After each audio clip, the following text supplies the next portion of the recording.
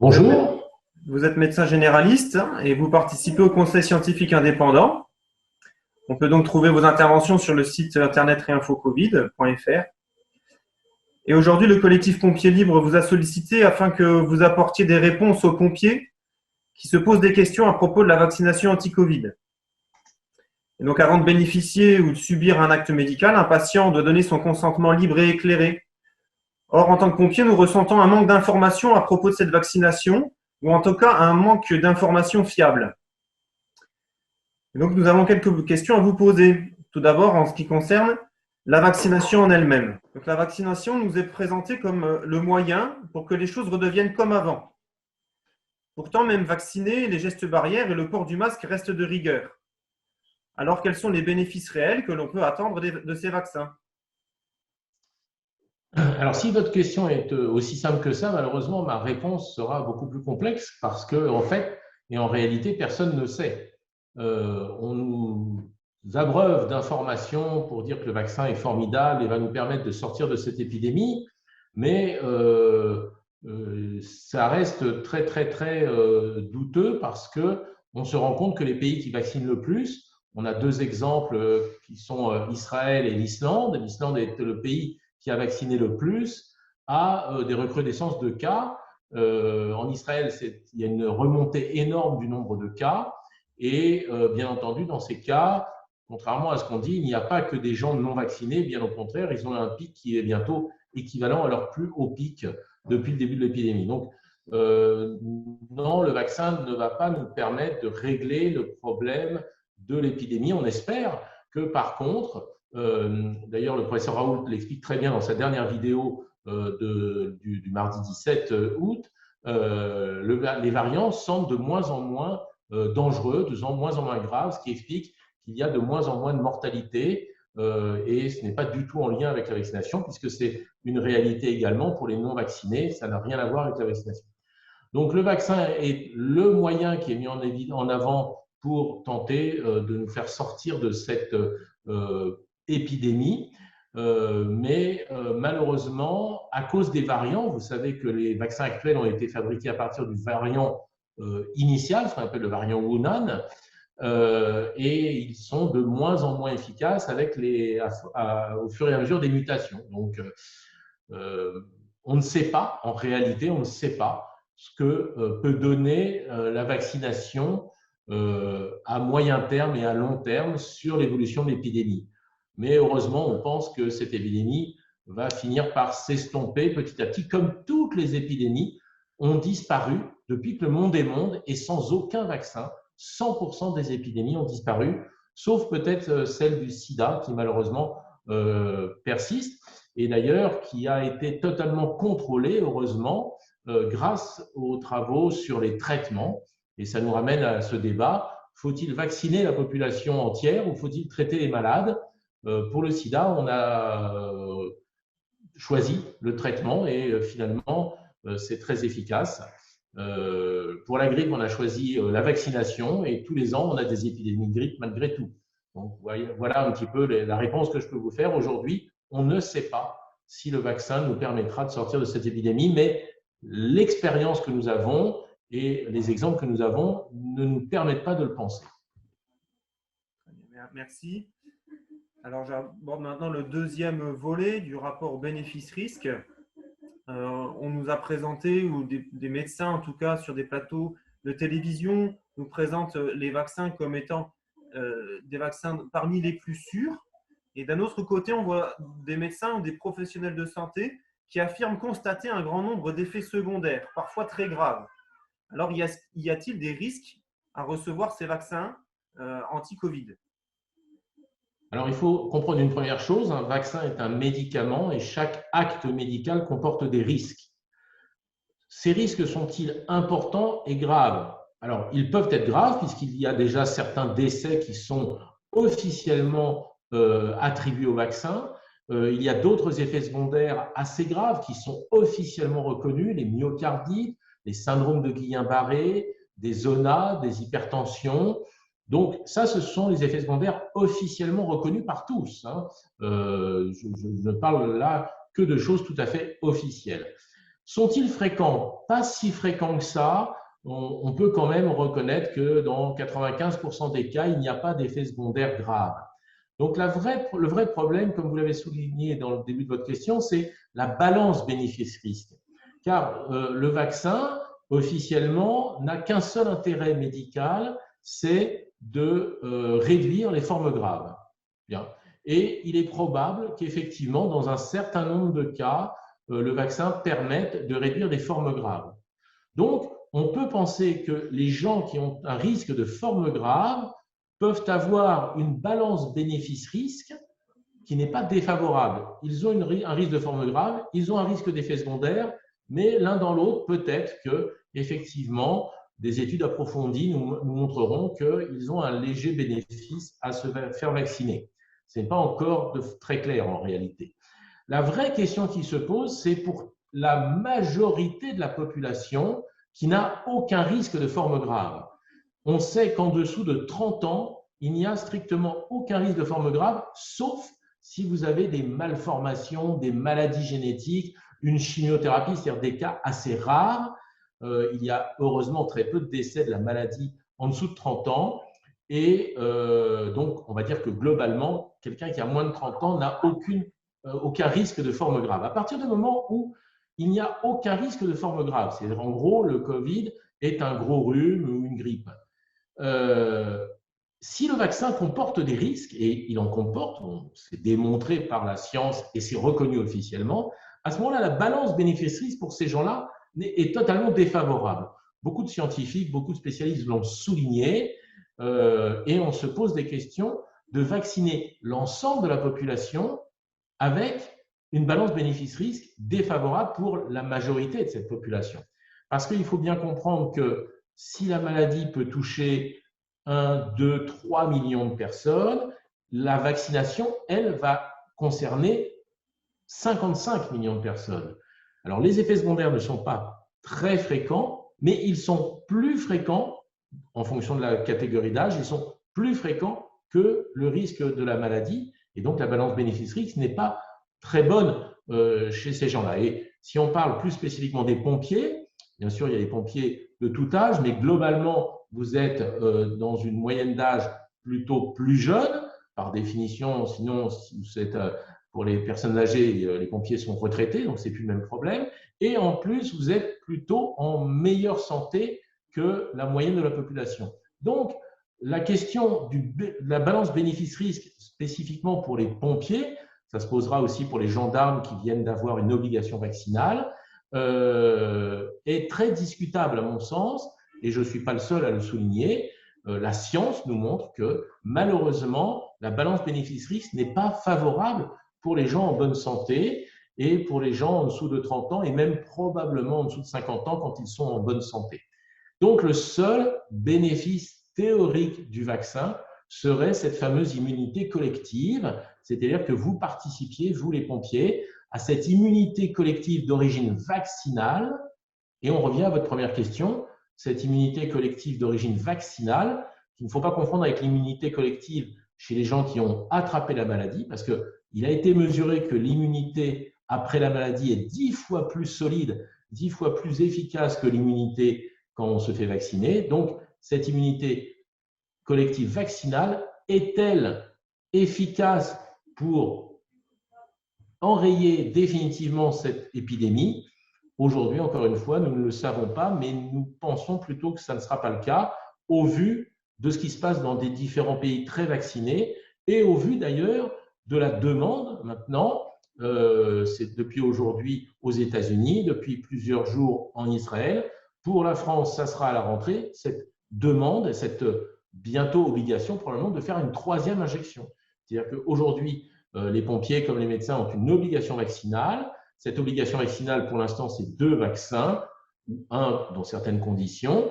Eh bien, il est probable que d'ici octobre, les pompiers comme les médecins auront l'obligation de faire une 3e injection et peut-être après une 4e injection, puis une 5e. Vous voyez, donc la question se pose, est-ce bien la bonne stratégie? Donc,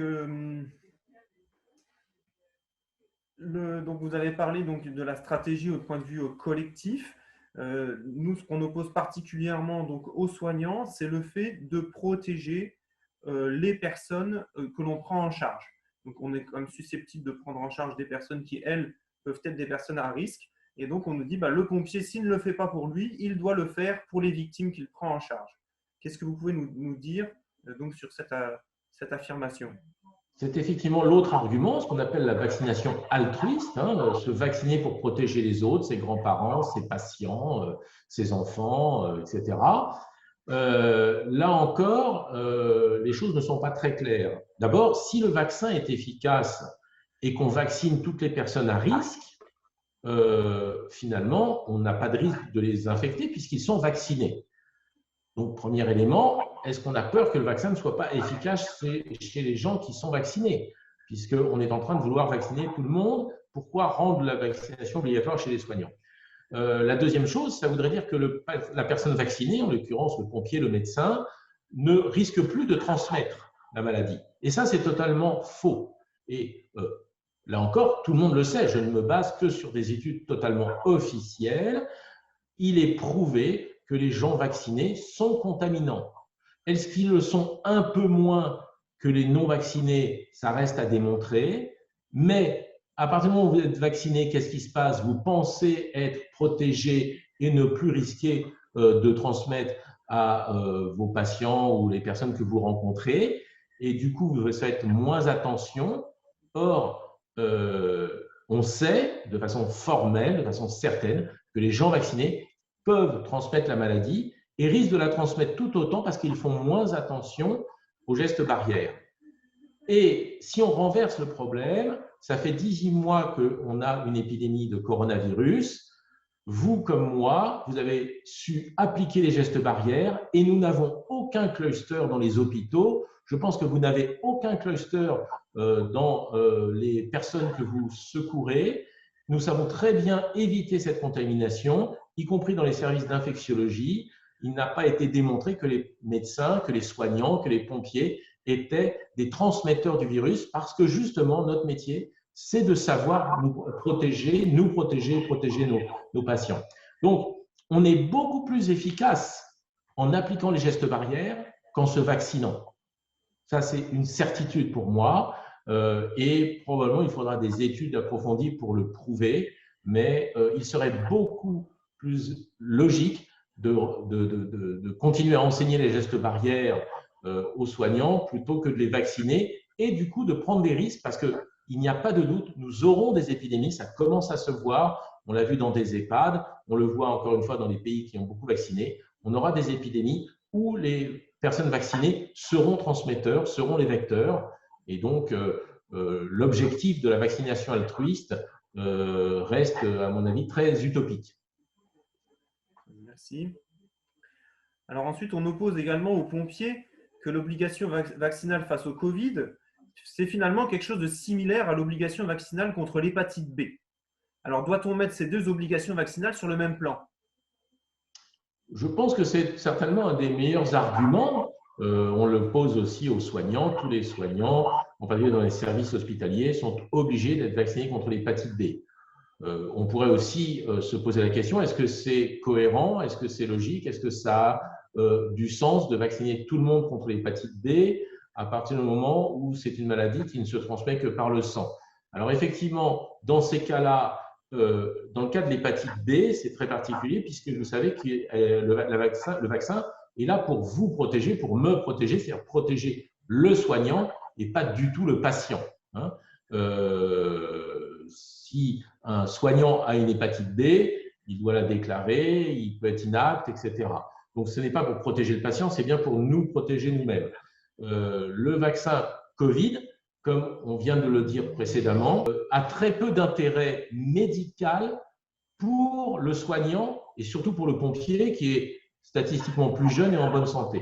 À partir du moment où vous n'avez aucun risque, parce qu'une hépatite B, ça peut donner une hépatite B, vous savez, chronique et un cancer du foie, donc on peut éventuellement justifier la vaccination obligatoire pour cette raison, mais on ne peut pas le mettre en parallèle avec le vaccin contre le coronavirus, car le coronavirus n'est absolument pas dangereux et n'est absolument pas mortel pour des gens comme vous qui êtes jeunes et en bonne santé. Et je dirais même pour moi qui suis moins jeune, je vous avoue que j'ai aucune crainte parce qu'il existe des traitements. Ce parallèle est logique en termes d'obligation, en termes de législation. On peut se dire, finalement, on a accepté l'obligation du vaccin hépatite B, pourquoi ne pas accepter la vaccination contre la Covid? Ce n'est, à mon avis, pas à mettre en parallèle parce qu'encore une fois, le Covid ou la Covid n'est pas une maladie grave dans la majorité des cas chez des gens jeunes en bonne santé. Et donc, excusez-moi de préciser, par contre, on peut le mettre en parallèle et dire que ça peut être utile de vacciner des gens fragiles, des gens qui ont des comorbidités contre la Covid. On est bien d'accord, je ne suis ni pour ni contre les vaccins. Comme je le dis à chaque une de mes interventions, être pro-vax ou anti-vax, c'est une absurdité. On n'est pas pour un médicament ou contre un médicament, on est pour une indication, des précautions d'emploi et des contre-indications, quel que soit le médicament. C'est comme ça. Et il y a des cas où, bien entendu, le vaccin est indispensable, des vaccins sont indispensables, et des cas où ils sont tout à fait inutiles. Ce n'est pas pour ou contre, bien sûr. On fait de la science, on n'est pas dans un domaine de croyance. Merci pour cette précision. Est-ce que vous pouvez nous parler un petit peu plus donc, des traitements qui peuvent être utilisés contre la Covid, puisqu'on en entend finalement assez peu parler. Est-ce que vous pouvez nous en dire un peu plus? Oui, alors c'est un sujet toujours délicat parce que par ailleurs, nous n'avons pas le droit de mettre en avant un traitement comme étant efficace s'il n'est pas suffisamment éprouvé. Pour autant, si en France, les traitements contre la Covid ne sont pas reconnus, il existe de nombreux pays où ils sont reconnus officiellement. Il existe beaucoup d'études, en particulier sur l'ivermectine et sur l'hydroxychloroquine. Ce sont des études internationales, pour certaines qui sont randomisées en double aveugle, comme il se doit dans la science. Pourquoi ces études ne sont pas entendues, reconnues en France? J'avoue que j'ai du mal à le comprendre. En tout cas, nous avons un faisceau d'arguments pour penser que les traitements que l'on peut proposer à des patients qui ont une infection à coronavirus peuvent les aider. Alors, ces traitements sont en plusieurs strates. Il y a le fameux protocole au départ avec azithromycine et hydroxychloroquine qu'a proposé le professeur Raoult. Ensuite, pour diverses raisons et parce qu'on a eu des impossibilités de prescrire l'hydroxychloroquine, d'autres médecins ont utilisé l'ivermectine et on s'est rendu compte que c'était tout aussi efficace. Donc, on a des protocoles ivermectine et antibiotiques avec l'ajout de zinc qui semblent donner de bons résultats. À côté de ça, bien sûr, il faut se rappeler que le coronavirus, la Covid, donne une infection en 2 temps. D'abord, une infection la première semaine qui est virale. Et là, les traitements que je viens de proposer ont une action sur la charge virale et sur l'infection virale. Et puis ensuite, une deuxième phase qu'on appelle l'orage cytokinique, qui n'a plus rien à voir avec un virus, mais qui a à voir avec une réaction immunitaire inappropriée. Et là, nous savons qu'il y a ce qu'on appelle des microvascularites, des CIVD, des microthromboses, qui expliquent les symptômes graves et parfois le décès. Et là, il y a une deuxième phase de traitement avec la cortisone, les anticoagulants et l'oxygénothérapie. Traitement d'ailleurs qu'on devrait beaucoup plus faire en ambulatoire. Et je fais partie de tous ces médecins, de ces milliers de médecins en France qui ont continué à soigner leurs patients parce que c'est notre métier, comme c'est le vôtre. Nous avons refusé cette idée que le patient devait rester chez lui sans aucun traitement. Nous avons soigné nos patients et à ce jour, j'ai l'habitude de dire que j'ai eu à traiter plus de 120 cas de coronavirus prouvés, symptomatiques avec PCR positif. Je n'ai aucun décès, je n'ai qu'une seule hospitalisation, car si on traite de façon précoce, on peut réellement aider les patients et éviter leur hospitalisation et donc leur décès. Mais leur hospitalisation, ça veut dire aussi décharger nos confrères en soins intensifs pour qu'ils puissent mieux s'occuper des malades qui en ont besoin, qui peuvent être des Covid ou qui peuvent être d'autres pathologies, parce que pendant ce temps, vous le savez mieux que moi, on a continué à avoir des accidents, on a continué à avoir des infarctus, on a continué à avoir des patients qui avaient besoin de soins intensifs et on a surchargé les services avec des patients qui probablement, s'ils avaient été traités plus tôt, aurait pu éviter de venir surcharger l'hôpital. Donc, ces traitements ont, moi je trouve, une certaine efficacité. Les études me le disent. Mes confrères dans différents pays l'utilisent officiellement. Comme je dis souvent, aujourd'hui, nous sommes des médecins du monde, c'est-à-dire que nous nous référons à la science mondiale, pas uniquement aux études françaises. Et en me référant aux études que je peux voir dans tous les pays et aux différentes, je dirais, consignes ou règles ou autorisations qu'il y a dans tel et tel pays, j'ai décidé de soigner mes patients avec ce type de traitement et avec des résultats tout à fait positifs, je trouve. Voilà, donc des traitements existent. Il est dommage qu'ils ne soient pas plus utilisés et qu'ils ne soient même pas recommandés. Je veux rappeler que des études très sérieuses, tout à fait non contestées, ont montré que les gens qui avaient un taux de zinc, une carence en zinc à l'entrée de l'hôpital avaient 2 fois plus de décès, que ceux qui avaient une carence en vitamine D à l'entrée à l'hôpital avaient 2 fois plus de décès, que ceux qui étaient les plus sédentaires avaient 2,5 fois plus de décès que ceux qui étaient actifs. Donc, par exemple, voilà, on aurait pu aussi proposer à la population française de faire de la prévention grâce au zinc, grâce à la vitamine D, grâce à une activité physique régulière. Tout ça, c'est des choses qui n'ont pas été faites et qui font partie de cette prise en charge globale. Il ne faut pas voir la prise en charge du Covid juste à travers l'ivermectine ou l'hydroxychloroquine, qui sont des épiphénomènes. Une prise en charge médicale doit être globale. C'est ce qu'on fait depuis moi, c'est ce que je fais depuis que je suis médecin. C'est ce qu'on apprend à la fac de médecine. C'est vraiment dommage qu'on n'ait pas incité les médecins à traiter. Merci. On nous parle également donc, de ces vaccins qui ont été développés en quelques mois et qui sont encore en phase d'expérimentation ou qui ne bénéficient que d'une AMM provisoire. Est-ce que vous pouvez nous expliquer ce que ça signifie? Alors, l'AMM, si on est précis, elle est conditionnelle. Cette AMM, pourquoi elle est conditionnelle? Donc, effectivement provisoire, vous avez raison, elle n'est pas définitive. Pourquoi? Parce que les études ne sont pas terminées. Tous les spécialistes scientifiques, dès le début où on a commencé à parler de vaccins, c'est-à-dire en gros au milieu de l'année 2020, il y a un an, on dit clairement on va développer des vaccins, ça va être formidable, mais vous savez qu'une phase 3, ça demande 2 ans. Et effectivement, on pensait plutôt avoir des vaccins disponibles à partir de 2022. L'urgence sanitaire a voulu qu'on autorise en urgence ces vaccins. Comme les études ne sont pas terminées, que les preuves sont insuffisantes, l'AMM n'est pas définitive, c'est une AMM conditionnelle et provisoire. L'AMM est conditionnelle pour une autre raison. La condition pour laquelle on a pu avoir cette autorisation d'utilisation des vaccins alors que les études ne sont pas terminées, c'est parce qu'officiellement, il n'existait aucun traitement. L'AMM du vaccin est conditionnée au fait qu'il n'existe aucun traitement officiellement reconnu contre la maladie. S'il existait un traitement officiellement reconnu de la maladie, alors l'AMM conditionnelle serait immédiatement retirée et on dirait, tant qu'on n'a pas fini les études sur les vaccins, il vaut mieux traiter. Et quand on aura plus de certitude sur les vaccins, on vaccinera. Voilà ce qui est la loi. Aujourd'hui, comme vous le savez, aucun traitement n'est reconnu officiellement contre la Covid. De fait, l'AMM conditionnelle des vaccins perdure et je ne peux pas vous dire ce qu'il en sera dans 6 mois. Et on nous oppose également que ces vaccins sont administrés déjà à des millions de personnes et donc que par conséquent, ces vaccins sont parmi ceux qui sont les plus éprouvés.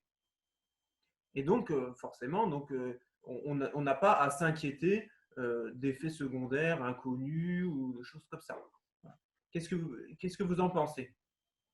Alors d'abord, on a raison. On a injecté ce vaccin, je crois, à 2 milliards de personnes au moins. Je ne sais pas les chiffres exacts, je peux me tromper. Et on n'a pas vu une hécatombe. Donc, oui, il n'y a pas d'hécatombe. Pour autant, si vous regardez toutes les bases de données de pharmacovigilance, Et sans rentrer dans le débat, est-ce que tous les effets secondaires sont bien remontés? On sait que globalement, dans la pharmacovigilance, seulement 10% des effets secondaires sont remontés, mais c'est vrai dans tous les vaccins. C'est vrai de l'hépatite B, c'est vrai des anciens vaccins comme des nouveaux contre la Covid. Donc, ce n'est pas très grave. Il suffit de comparer les vaccins entre eux, puisqu'il y a le même biais, je dirais. Et on se rend compte qu'il y a au moins dans toutes les bases de données, et en particulier dans la base de données VAERS aux États-Unis, qui est assez sérieuse, on a 100 fois plus d'effets secondaires remontés avec les vaccins Covid qu'avec tous les autres vaccins. Donc, on a quand même une question à se poser quand même. Un médicament, quand vous avez deux médicaments, si l'un donne 100 fois plus d'effets secondaires que l'autre, je vous assure que le médicament est immédiatement retiré du marché en attendant de faire des études plus sérieuses. Donc, oui, bien entendu, le vaccin ne donne pas d'effets secondaires très, très fréquents, il n'y a pas d'hécatombe, mais il y a quand même 100 fois plus d'effets secondaires avec les vaccins Covid qu'avec tous les autres vaccins. Donc, ça doit nous interpeller pour une maladie, je vous rappelle, qui devient de moins en moins grave. Il ne faut pas prendre comme référence mars 2020 où on avait une épidémie avec une maladie qu'on ne connaissait pas et qui paraissait très grave et qui a tué beaucoup de gens. Il faut prendre comme référence l'épidémie actuelle avec beaucoup moins de décès spontanément. Par ailleurs, j'aime rappeler que nous avons déjà joué aux apprentis sorciers par le passé avec la thalidomide, avec le distilbène. Donc, personne ne connaît les effets secondaires à moyen terme de ces vaccins. Je ne dis pas qu'il en existe, je ne dis pas qu'il y en aura, je dis juste qu'on ne le sait pas. Donc, affirmer qu'il ne se passera rien avec un vaccin ARN messager, c'est peut-être un petit peu précoce, pour ne pas dire présomptueux. On ne sait pas ce que ça donnera, en particulier chez les femmes enceintes. On ne sait pas ce que ça donnera chez les enfants. On ne sait pas ce que ça donnera même d'ailleurs pour des femmes en âge de procréer. On pourrait avoir de mauvaises surprises parce qu'on n'a pas les études. Les études chez l'animal de tératogénicité n'ont pas été réalisées. On n'a pas regardé si, quand on vaccine des animaux gestants, par exemple, on fait ça souvent avec des rats, évidemment, est-ce qu'il y a des malformations? Est-ce qu'il y a… Ces études n'ont pas été terminées, donc on ne sait pas. Je ne suis pas plus inquiet que ça, je dis juste qu'on ne sait pas et qu'on ne peut pas dire que ces vaccins ne donneront pas de problème à moyen terme. Nous verrons bien et nous espérons que ça ne sera pas le cas.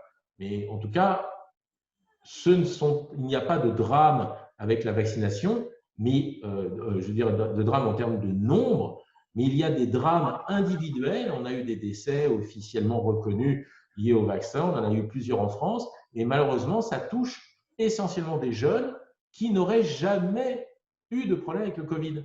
Donc, même si ce n'est pas énorme, même si ce n'est pas très visible, même si c'est, comme on dit toujours, à la limite de la courbe de Gauss, ce sont des gens qui ont des effets secondaires graves alors qu'ils n'auraient eu aucun effet grave lié à la maladie. Et ça, c'est un peu gênant. Donc, certains disent, bah, si ça sauve beaucoup de gens à côté parce que ça permet d'enrayer l'épidémie, c'est un prix à payer. Bon, c'est un avis. J'avoue que sur le plan humain, sur le plan humaniste et sur le plan éthique, ça me gêne un petit peu personnellement, mais c'est deux visions, je dirais, de la science, de la médecine et de l'éthique qui s'opposent. Voilà, donc certains ont dit on préfère vacciner, même s'il y a un peu de dégâts à la marge, on espère que ça sauvera la majorité. Bon, ok. Et on fait fi de ces effets secondaires à la marge. Moi, ça me gêne. Voilà, moi, je peux vous dire que ça me gêne. Éthiquement, ça me gêne. Ouais, merci. Donc, j'ai fini avec mes questions en ce qui concerne la vaccination proprement parlée. J'ai des questions maintenant qui sont d'ordre un petit peu plus général, notamment par rapport à la virulence donc, de cette épidémie. Donc, vous nous avez expliqué donc, qu'il y a eu un changement de virulence et pourtant aujourd'hui, on nous parle de ce fameux variant Delta et qui sert même de prétexte, enfin, qui est la crainte, qui fait avancer le gouvernement vers l'obligation vaccinale et le pass sanitaire. En tout cas, c'est ce qui semble nous être présenté. Alors, est-ce que vous pouvez nous parler un petit peu du variant Delta? Est-ce qu'il est vraiment plus contagieux, plus dangereux? Est-ce qu'il représente une menace? Alors, il est plus contagieux, ça paraît assez évident. En tout cas, il est très contagieux, parce qu'on a mesuré qu'il l'était plus que le premier qu'on appelait le Wuhan. Ça reste à discuter. Est-ce qu'il est plus contagieux que le variant anglais? Je crois que c'est le bêta de mémoire, je peux me tromper. Ça reste à discuter, mais en tout cas, une chose est sûre, il est moins méchant. Beaucoup de courbes, beaucoup d'études nous le montrent. Et c'est aussi mon expérience. J'ai beaucoup plus de facilité à traiter mes patients aujourd'hui que lors du variant anglais, par exemple, qui a donné des cas beaucoup plus marqués, beaucoup plus difficiles. Et encore moins que le premier variant, le Wuhan, qui avait été malheureusement très mortel. Encore une fois, j'invite et tout le monde, tous ceux qui regardent cette vidéo, à aller voir la vidéo du professeur Raoult du 17 août, où il montre des études et des courbes très claires sur le fait que le variant Delta est beaucoup moins méchant que les précédents. Et je dirais, à chaque fois, à chaque variant, on va dire petit à petit, il semble que les variants sont de moins en moins, alors j'aime pas le mot virulent parce qu'il veut tout dire et rien dire, il est de moins en moins méchant, de moins en moins mortel. Peut-être aurons-nous un jour un nouveau variant qui sera plus mortel, on verra. On espère que non, mais pour l'instant, l'impression, c'est que ça va en diminuant. Il suffit pour ça, par exemple, de regarder la courbe de l'Inde. Vous savez que le variant Delta vient d'Inde, on appelait ça le variant indien au départ. Enfin, il vient d'Inde, il a été plus précoce en Inde en tout cas. Et la courbe est très intéressante. Il faut se rappeler que l'Inde n'a absolument pas vacciné globalement. Ils sont à 10% à peu près de personnes vaccinées dans la population. Et on a vu une courbe avec un nombre de cas augmenté. Le nombre de morts a également augmenté à ce moment-là en Inde, mais il faut comprendre aussi que les services de santé n'ont pas peut-être la même qualité, surtout dans les campagnes, que l'on peut voir dans des pays comme la France. Et cette épidémie a totalement disparu spontanément sans aucun vaccin, qui montre bien que se vit totalement naturellement sans vaccin et la mortalité descend. Donc il y a eu des cas, mais voilà, toujours est-il que le variant Delta ne paraît pas dans les études du tout aussi grave qu'on le dit. Et en ce moment, aux Antilles, il y a une épidémie de variant Delta très importante. Et malheureusement, on se rend compte que s'il y a des cas graves, c'est surtout lié au manque de moyens, puisqu'ils n'ont même plus d'oxygène et ils n'ont aucun traitement pour soigner, puisqu'ils n'ont plus d'ivermectine non plus. Donc, on se rend compte que finalement, c'est plutôt le manque de moyens, comme il y a eu en Inde d'ailleurs, qui augmente le risque de décès, mais pas la gravité du variant. Très bien. Et alors, si ce variant provoque moins de décès, peut-être moins aussi d'hospitalisation, est-ce que vous pouvez nous préciser quelle est exactement la situation dans les hôpitaux? On a appris que des plans blancs avaient été déclenchés. Alors, est-ce que les hôpitaux sont saturés aujourd'hui? Alors oui, a priori, un certain nombre de services sont assez remplis. Alors beaucoup moins qu'à d'autres époques, mais il faut comprendre que nous sommes en vacances. L'été, il y a 2 fois moins de personnel, il y a des lits qui sont fermés pour l'été. Donc le plan blanc est là pour obliger les soignants à revenir de vacances, à les réquisitionner finalement pour retrouver, je dirais, un fonctionnement plus classique et non pas un fonctionnement estival. C'est vrai que cette épidémie de Delta est assez inhabituelle pour un été. Vous avez d'autres services, et suivant les régions où ils ont très peu de cas. Hein. On a eu beaucoup de cas, par exemple, moi, dans ma région, en Occitanie, on a eu une vraie épidémie importante de Delta. Encore une fois, moi, j'ai eu une période, là, depuis un mois, où j'avais pratiquement un malade par jour. Pour autant, encore une fois, je n'ai hospitalisé personne. Donc, il y a un problème effectivement de surcharge dans certaines régions, mais on se rend compte que malheureusement, c'est aussi parce qu'on hospitalise très très vite des gens qui auraient pu être traités à domicile, mais qui ne le sont pas. Et on est toujours dans le même problème. Si on soignait les gens, si on incitait les médecins, si on leur expliquait comment prendre en charge des patients en ambulatoire, s'il n'y avait pas cette peur derrière cette maladie, on n'aurait pas de surcharge des hôpitaux, à mon avis, Parce que la majorité des patients qui sont hospitalisés sont simplement dans un lit avec de l'oxygène. Ils restent 5-6 jours et ils ressortent. Et la meilleure façon d'en avoir le cœur net, c'est de regarder la courbe de mortalité. On a un énorme pic de cas en ce moment en France et aucun pic de mortalité. Et il y a une dissociation totale, c'est intéressant. Il y a un an, on avait des pics de cas et des pics de mortalité encore plus élevés. Et puis aujourd'hui, on a un pic de cas et aucune mortalité parce que le variant est moins dangereux. Mais voilà, on hospitalise probablement trop facilement des gens qui pourraient être traités à domicile et qui éviteraient de surcharger inutilement nos hôpitaux, qui pourraient s'occuper des vrais malades. Voilà. Mais la réalité est que les services sont assez remplis dans certaines régions. Oui, moi, chez moi, les services sont assez remplis. Mais encore une fois, très, très peu de gens, je dirais, avec un pronostic vital engagé. Et effectivement, globalement en France, très peu de morts. Hein. Le dernier chiffre que j'ai vérifié il y a une semaine, on était à 50 morts par jour en moyenne, en se rappelant qu'une épidémie de grippe donne entre 100 et 150 morts par jour. Donc, bon, c'est toujours triste, c'est toujours des morts en trop, c'est toujours des morts qu'il faut. Alors, vous disiez que selon vous, donc les gestes barrières sont sans doute quelque chose donc de plus pertinent pour les soignants pour protéger leurs victimes. Est-ce que vous faites une distinction donc, entre les gestes barrières, le port du masque en situation de prise en charge de victimes et puis le port du masque et des gestes barrières dans la vie courante? Alors, pour répondre à votre question facilement, oui, bien entendu. Et deuxièmement, je fais aussi une distinction entre le masque et le lavage des mains. Il paraît évident de tout ce qu'on peut avoir comme étude que c'est le lavage des mains qui est le plus important. Vous voyez, là, je viens de me gratter le nez. Bon, le masque ne sert à rien à partir du moment où on remet son masque et qu'on se touche avec les mains si on n'a pas désinfecté les mains. Tous les soignants le savent.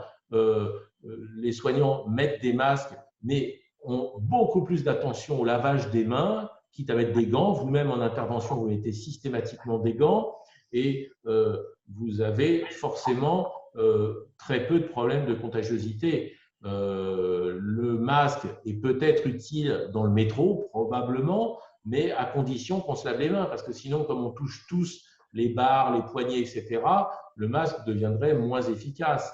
Bon, maintenant, dans la rue, on sait très bien que le masque n'a aucune efficacité, aucune utilité. C'était vraiment un moyen peut-être de faire peur aux gens ou de les obliger à avoir le masque en toutes circonstances. Mais évidemment, il faut tout à fait distinguer des situations à risque comme les vôtres ou comme la mienne, comme celle de tous les soignants, et le fait de marcher dans la rue ou de rentrer dans un magasin où il y a 4 personnes, où le masque n'a vraiment que très peu, voire pas d'utilité à mon avis. Bon, voilà, après on a vu des choses tout à fait, des inepties. Le masque est obligatoire pour marcher, mais si on s'assoit pour boire un café, il n'est plus obligatoire. Enfin, il y a des choses qui étaient complètement absurdes dans les règles qu'on a données à la population. Bon, on a d'ailleurs des cas, des exemples, la fête de la musique, il n'y a pas eu de cluster, voilà, etc. Et encore une fois, il n'y a pas eu de cluster dans les hôpitaux. J'en ai pas non plus entendu chez les pompiers ou chez les gens que vous preniez en charge. Donc, voilà, on sait parfaitement utiliser les gestes barrières dans les cas où c'est nécessaire, à commencer par… Merci beaucoup. Est-ce que vous pouvez juste nous dire, pour les pompiers qui chercheraient à approfondir ou aller chercher des informations plus précises sur tel ou tel sujet? Alors, moi, j'avoue que je trouve que les articles scientifiques, je dis bien les articles scientifiques publiés sur le site de Réinfo Covid sont souvent très rigoureux. Il se trouve que participant de temps en temps à certains de ces articles et aux réunions de travail, je peux vous dire qu'ils sont réalisés par des scientifiques très rigoureux, très objectifs, sans aucun conflit d'intérêt, qui essaient vraiment de décortiquer et en même temps d'expliquer la science. Donc, je trouve que c'est une bonne base. Certains critiquent Louis Fouché qui a été à la création de Réinfo Covid ou considèrent que c'est des gens complotistes. Pas du tout. Allez voir les articles scientifiques. Et je veux dire les articles scientifiques. Il y a d'autres articles, d'autres vidéos qui n'engagent que ceux qui les font. Mais moi, je parle bien des articles scientifiques publiés sur Réinfo Covid qui me paraissent particulièrement rigoureux et c'est une bonne base, je trouve, de réflexion. Il y a beaucoup de références bibliographiques et on peut se faire une idée peut-être un peu plus objective et différente de ce qu'on voit dans les médias mainstream aujourd'hui ou dans voilà. C'est le meilleur conseil, je trouve, que je puisse donner, en tout cas la meilleure réponse que je puisse donner à votre question. Eh bien, écoutez, je vous remercie encore beaucoup d'avoir pris ce temps de répondre à nos questions. Et je vous souhaite donc de bonne continuation. Soignez bien vos patients. Merci à vous aussi. Merci de m'avoir donné l'occasion d'expliquer un peu mieux peut-être les choses à ceux qui voudront bien m'écouter. Merci. Au revoir. Au revoir.